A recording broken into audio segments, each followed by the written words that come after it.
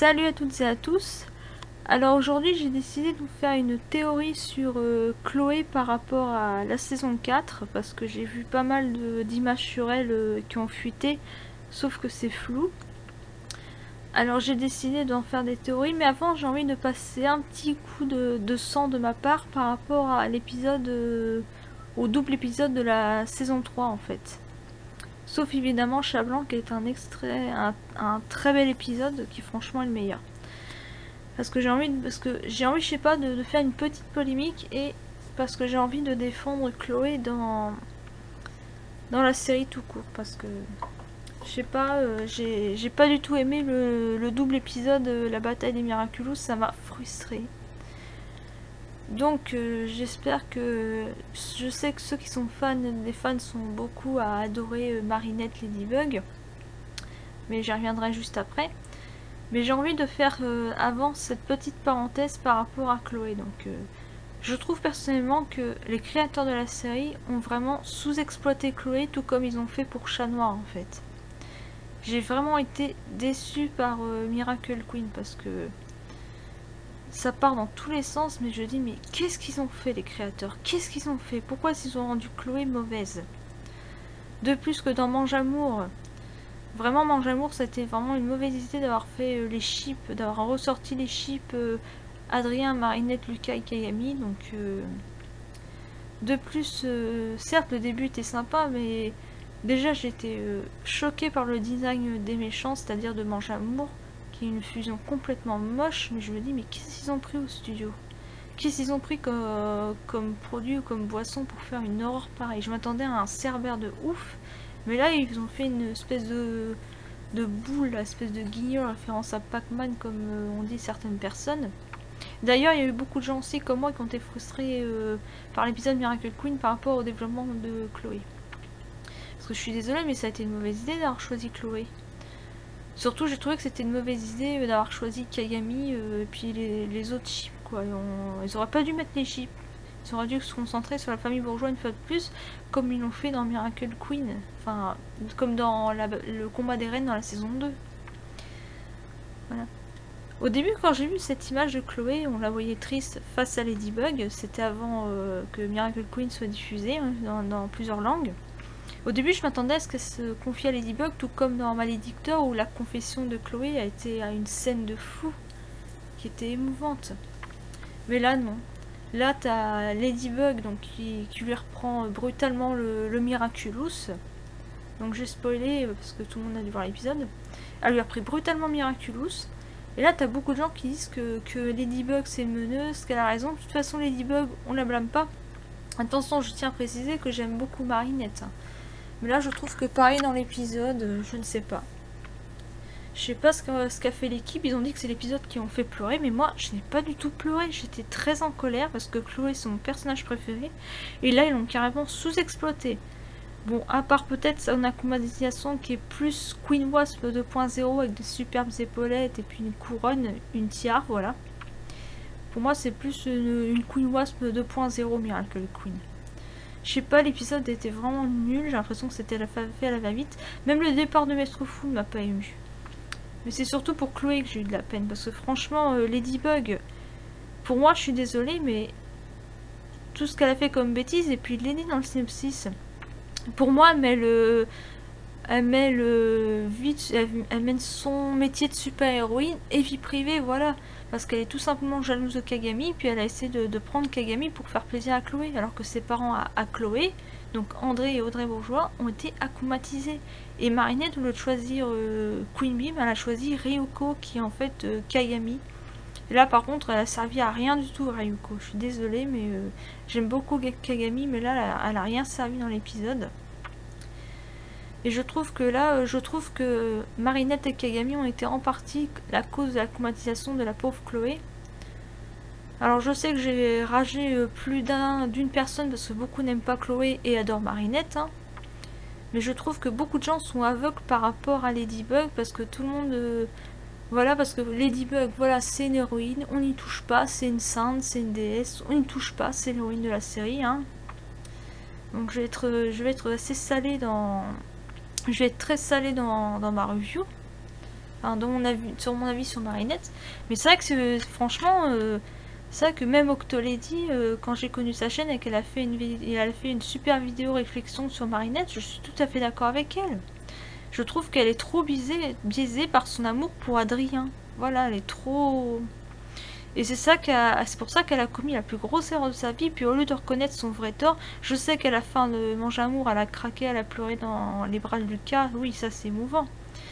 Mais je trouve qu'elle est quand même responsable de la traumatisation de Chloé, une fois de plus, surtout que c'est son ennemi juré, hein, voilà.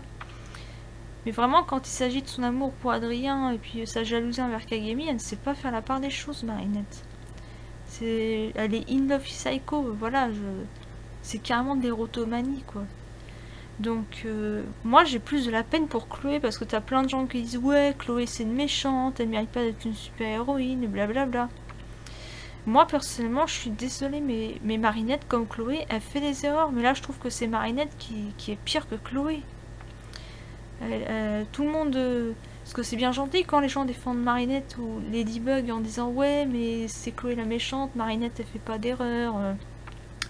Elle est super gentille et tout, et moi je suis désolée, il y a des moments où Marinette elle dérape. Au lieu de reconnaître ses torts, elle arrache carrément le Miraculous sans respect aux cheveux de Chloé à la fin de Miracle Queen, mais j'ai vraiment été choquée quoi. Puis là, et puis on voit la pauvre Chloé dans l'état qu'elle est, la pauvre, j'ai eu mal pour Chloé. Mais franchement, mais qu'est-ce qu'ils ont fait? Un épisode qui est censé nous faire pleurer, mais moi j'ai pas du tout pleuré par cet épisode, j'étais très en colère. Et puis, vraiment, je trouve que Marinette, sa réaction vers Chloé était disproportionnée. C'est encore pire que dans Queen Wasp où elle a sermonne de rendre le Miraculous.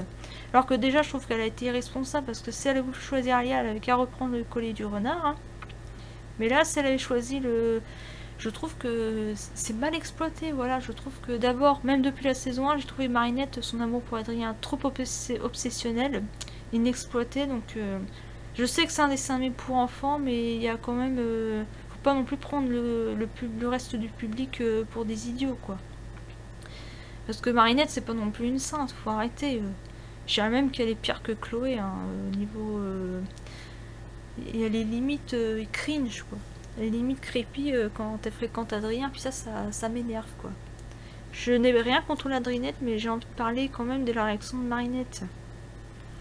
Et d'ailleurs, j'ai fait une review, si vous voulez voir ma review complète sur la bataille des Miraculous, surtout sur Miracle Queen, allez sur mon éclat blog Miraculous Theory, donc voilà. Donc là, je tiens à faire cette petite parenthèse parce que j'adore vraiment Chloé, puis ça m'a fait beaucoup de peine, et puis j'ai pas envie qu'on la remplace en tant que Queen Bee. Donc déjà 8 minutes à vous expliquer mon avis. Donc je tiens à parler de Chloé entre cette parenthèse parce que franchement j'en ai marre que des gens crachent littéralement sur Chloé. Alors que franchement pour moi la véritable méchante de la série c'est Lila. C'est Lila qui est une vraie méchante et pas Chloé. De même que Chloé elle a une enfance torturée, mais ça les gens sont tellement en admiration devant leur lady, donc Ladybug, hein, qu'ils sont aveugles sur les autres personnages, que franchement ils devraient se remettre, se poser des questions les gens, parce que là, je sais que c'est un dessin animé, mais bon, il y a quand même des choses qu'on décèle. Par exemple, regardez aussi la vidéo réflexion d'Octolady, car elle a dit qu'elle était aussi mal à l'aise face au comportement de Marinette dans l'imposteur par exemple, où son comportement avec Adrien n'est pas normal du tout, jusqu'à lui voler son portable. Elle le stalk en écrivant tout ce qu'il fait sur l'emploi du temps, sur son calendrier pour le suivre en fait. Limite, c'est pas normal. C'est une stalkeuse. Donc là, je vais m'arrêter sur cette parenthèse. Donc j'ai fait ma petite polémique. Et là, j'ai envie de faire 3 théories par rapport à Chloé dans la saison 4, ou sa remplaçante entre guillemets. Donc, j'ai envie de faire... une petite théorie, enfin il y en a 3. La théorie que je tenais le plus, donc la première c'est, je pense qu'à mon avis que cette Chloé qu'on voit sur l'image floutée c'est une sorte de senti-monstre, parce que j'ai pensé que ce serait à mon avis Papillon pour obtenir un des Miraculous. À mon avis il va créer cette gentille version de Chloé, à mon avis ils disent que ce sera une fille très gentille et tout le blabla. C'est ce que Astruc a dit, donc je sais pas si c'est une intox ou si c'est vrai. Mais moi j'aimerais bien que ce soit une intox parce que moi j'ai pas envie qu'on remplace Chloé. De plus, Chloé va se refaire akumatiser ainsi que Lucas et Kagami. Donc j'ai envie de faire cette théorie. Donc pour moi, ma première théorie, ce serait un sentimonstre. Donc pourquoi? Parce que dans Ladybug, Mayora a fait un sentimonstre à l'effigie de notre super-héroïne Coccinelle. Hein. Donc pourquoi pas avec une image de Chloé. Donc je pense que Marinette va voir, va être par naïveté, elle va voir Chloé toute changée, toute gentille à travers ce sentiment, sans qu'elle le sache pour le moment. Puis va lui passer le peigne de l'abeille, donc le Miraculous de l'abeille. Et puis à un moment, elle se rendra compte que le sentimonstre, en fait, que Chloé, cette Chloé qui croit toute gentille et tout, est un sentimonstre. Et que le sentimonstre va peut-être voler le Miraculous de l'abeille et l'apporter au papillon. Seconde théorie. J'ai vu quelques infos où ce personnage va s'appeler Amber, donc Ambre en français. Et je pense que ce sera, je sais pas, soit un membre de la famille de Chloé ou alors une cousine, je ne sais pas, mais moi, personnellement, je préfère que ce soit la vraie Chloé. Donc je pense que, je sais pas, Chloé va se faire akumatiser, puis Marinette, elle va confier, enfin Ladybug va confier à la cousine de Chloé ce Miraculous, et puis va sauver Chloé akumatisée. C'est un peu compliqué parce qu'ils disent que c'est soit sa cousine, soit une jumelle, mais beaucoup de gens veulent que ce soit Aurore Boréale, mais moi j'ai pas envie parce que Aurore Boréale, celle qui est Climatica, j'ai pas envie qu'elle soit Queen Bee. Je trouve qu'elle ne sert à rien du tout, en plus c'est une nunuche.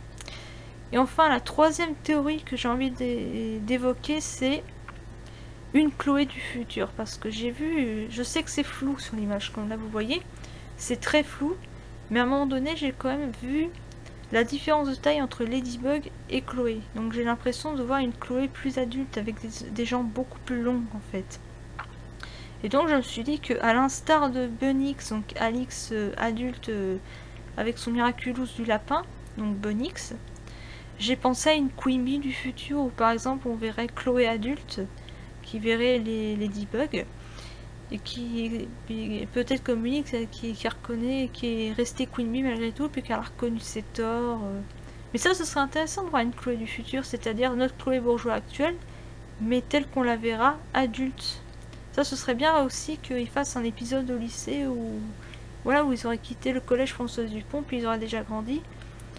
Ou alors c'est un nouveau design de Chloé où elle s'est coupé les cheveux, ou par exemple ils vont être au lycée et puis Chloé elle restera la même sauf qu'elle aura les cheveux coupés et puis elle sera Queen Bee temporairement comme avant en fait. Donc voilà pour mes théories, donc j'ai hâte de voir la saison 4, mais sinon j'ai été très déçue du double épisode, donc la bataille des Miraculous, mais par contre j'ai adoré Chat-Blanc. Par contre Félix j'ai adoré, puis Chat-Blanc surtout parce que heureusement qu'ils nous ont laissé les meilleurs épisodes pour la fin. Parce que franchement, Chat-Blanc, nickel. J'ai adoré tout. Le scénario, là-dessus, ils ont travaillé le scénario aux petits oignons, alors que Miracle Queen, je ne sais pas ce qui s'est passé, mais là, pour moi, je sais pas s'ils ont vraiment pleuré, mais moi, ça m'a pas fait plus du tout pleurer, ça m'a frustré. Donc, j'espère que cette petite vidéo vous aura plu. Je vous souhaite une bonne soirée ou une bonne journée, ça dépend quand vous avez regardé la vidéo. Et je vous dis à très bientôt. Tchuss!